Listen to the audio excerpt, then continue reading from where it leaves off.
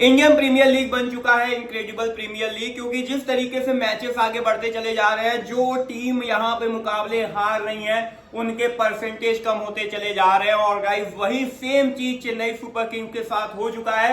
और गाइस चेन्नई के साथ तो हुआ ही है, आपको मैं पता होगा कि कल का मुकाबला चेन्नई ने गंवाया है, लेकिन ये मुकाबला हारने के बाद चेन्नई ने अपने पैर पे ही कुल्हाड़ी मारी है। और गाइस क्या चीजें हुई हैं, क्या अब आगे मैटर क्या होगा, क्या चेंजेस हो सकते हैं, क्योंकि कल के ही दिन में 3:30 बजे से फिर से चेन्नई का अगला मुकाबला है, तो क्या चेंजेस होने वाले हैं। और अगर कल चेन्नई ने मुकाबला गंवाया तो आप ये समझ लीजिए कि आईपीएल 2024 से प्लेऑफ्स के रेस से चेन्नई लगभग बाहर हो गई है। और गाइस उसी के बारे में पूरी डिटेल के साथ बात होने वाली है। तो गाइस सबसे पहले हम लोग मैच के ही बारे में बात करने वाले हैं। तो यहाँ पे चेन्नई तो मुकाबला हारी है, तो आपको ही पता है, मेरे को भी पता है, और आप इस वीडियो का भी इंतजार कर रहे थे, ये भी मुझे अच्छी तरीके से पता है। सबसे पहले मैं बात करूं तो चेन्नई ने यह मुकाबला गंवाया, लेकिन गंवाए तो आपने मुकाबले कहां पे गंवाया।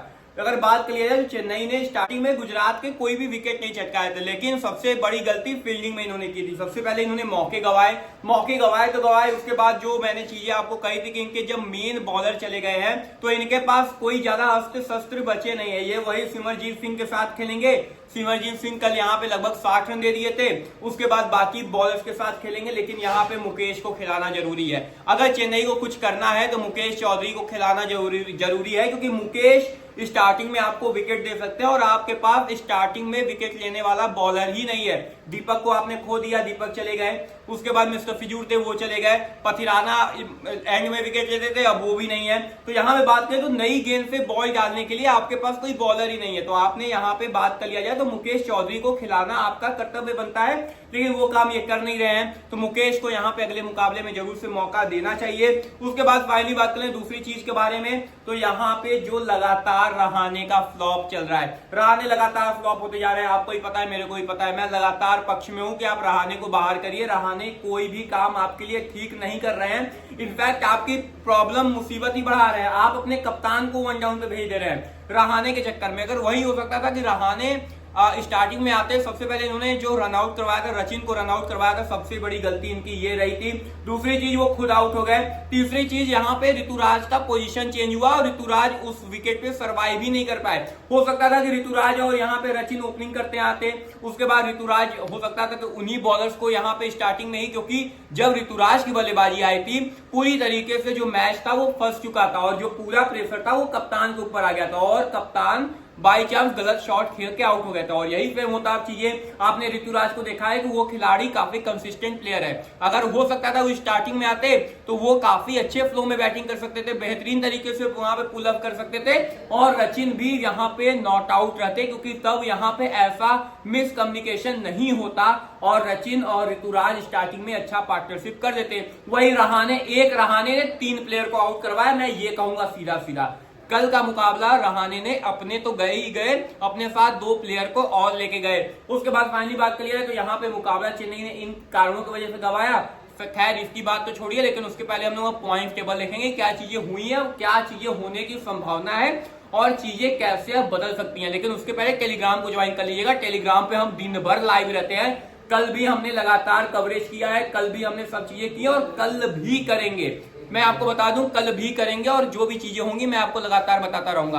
लेकिन उसके पहले मैं बात करूं यहाँ पे पॉइंट्स टेबल की, तो पॉइंट्स टेबल की बात करें तो चेन्नई सुपर किंग्स फिलहाल नंबर 4 पोजीशन पे है। 12 में से 6 मुकाबले जीते हैं, 6 हारे हैं। उसके साथ बात करें एक अच्छी चीज इनके साथ है कि इनका नेट रन रेट पॉजिटिव में है। लेकिन अगर बात कर लिया जाए तो यहाँ पे दिल्ली कैपिटल्स अगर कल का मुकाबला जीतती है और चेन्नई बाई चांस कल का मुकाबला हारेगी तो आपको पता है अंजाम क्या होगा। उसके बाद एलएफजी का भी अगला मुकाबला रहने वाला है और एलएफजी का जो अगला मुकाबला होने वाला है दिल्ली से ही होने वाला है, यानी कि ये दोनों टीमें आपस में ही भिड़ेंगी।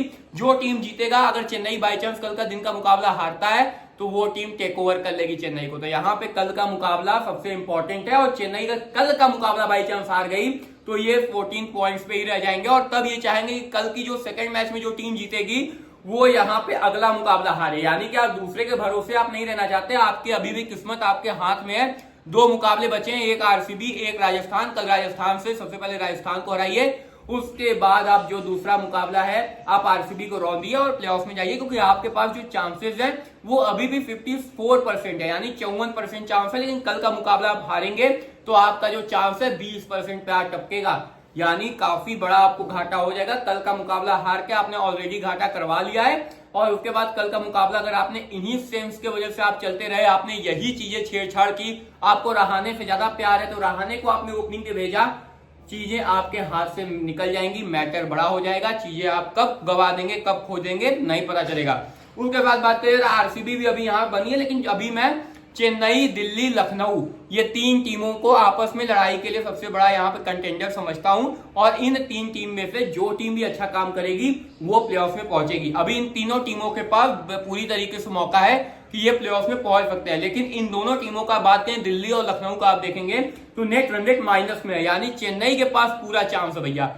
चेन्नई पॉजिटिव में चल रही है 0.4, चेन्नई के पास पूरा मौका है, आराम से आप 1 रन से भी मुकाबला जीतिए, आधे रन से भी मुकाबला जीतिए, आप प्लेऑफ में पहुंच जाएंगे। 2 मुकाबले आप जीतिए, प्लेऑफ में अपनी जगह बनाइए और बस यही एक रामबाण तरीका है। नहीं तो कल का मुकाबला अगर आपने गवाया तो फिर आप अंतिम मुकाबला सोचेंगे कि कोई टीम हारे तब मैं पहुंचूं, ये चीजें आपके साथ हो जाएंगे। तो गाइस ये थे पूरा मैटर, पूरा दिक्कत जो समझ में आ रहा था। अभी वीडियो बनेगी, प्लेइंग जोन की बनेगी, सब चीजें बताऊंगा।